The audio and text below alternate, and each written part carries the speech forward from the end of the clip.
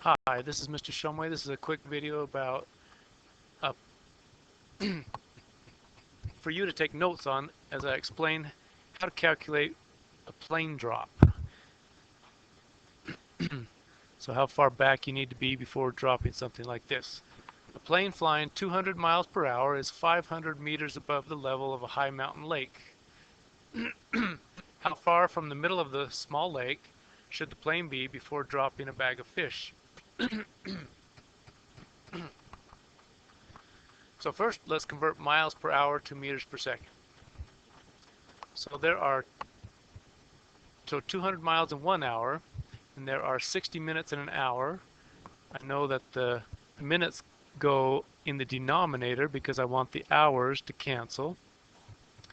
I know there's 60 seconds in a minute, and I know that the seconds go on the bottom and the minutes go on top because I want the minutes to cancel. So that would give us miles per second, but we want meters per second. There are 0.62 miles per kilometer. So now we have it in units of kilometers per second, but there are 1,000 meters in a kilometer. So now the only units we have left are meters per second. So we multiply the 200 times the 1,000, and then we divide that by 60 and 60 and 0.62. And that is really close to 90 meters per second.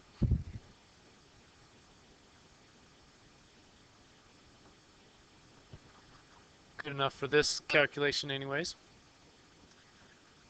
So now we need to calculate the time it will take to fall 500 meters. Well, let's start with acceleration, because it's gravity that's accelerating it down. We know that acceleration is calculated as the change, that's called delta, in velocity, divided by the change in time, or the time it takes to change the velocity by that amount.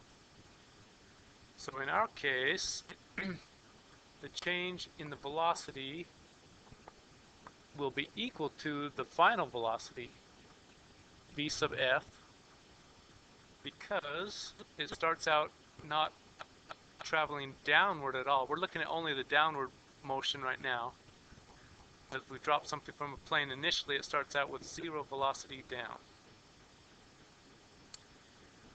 And the change in time is just the time that it takes to fall. Let's just call it t. So let's rewrite our acceleration as the final velocity over the time. And for something that starts out with a 0 velocity, its average velocity is equal to, well, its final velocity is equal to twice its average velocity. So let's write it like that. The final velocity is equal to twice its average velocity, v sub ave, should we call it? Just maybe put a multiplication dot just to make sure we know we're multiplying there. So I could rewrite my acceleration. Instead of the final velocity, we could write 2 times the average velocity over the time. And average velocity is, in this case, the distance over time. Well, average velocity is always distance over time, and in this case it's the height over time. That would be our average velocity.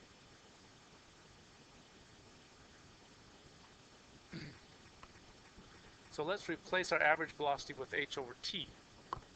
So the acceleration expression becomes 2 times the height over the time divided by time. Another way to write that would be 2 times the height over the time squared. So basically I'm dividing by the time twice, but the time is the thing that we don't know, and that's the thing we need to find. We know the height, we've already said that's 500. So let's solve this acceleration equation for t. So I'm going to multiply both sides by t squared. Let me rewrite this. So 2h all over t squared equals acceleration. So multiplying by t squared on the left and t squared on the right. So now we want to get the t squared all by itself, so I'm going to divide by the acceleration. Just extend that divide.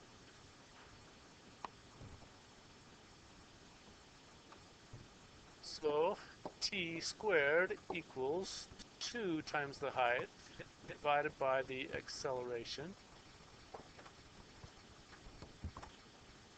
That a looks like a 9. There we go. Okay. So if the time squared is that, then to find the time I have to take the square root of each side. So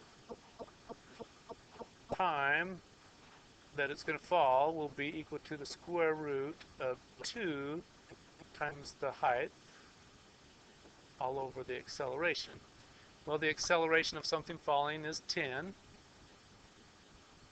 So we can plug in a 10 for the A,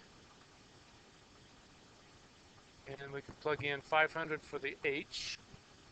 So we'll calculate that as 2 times 500 meters all over 10 meters per second squared.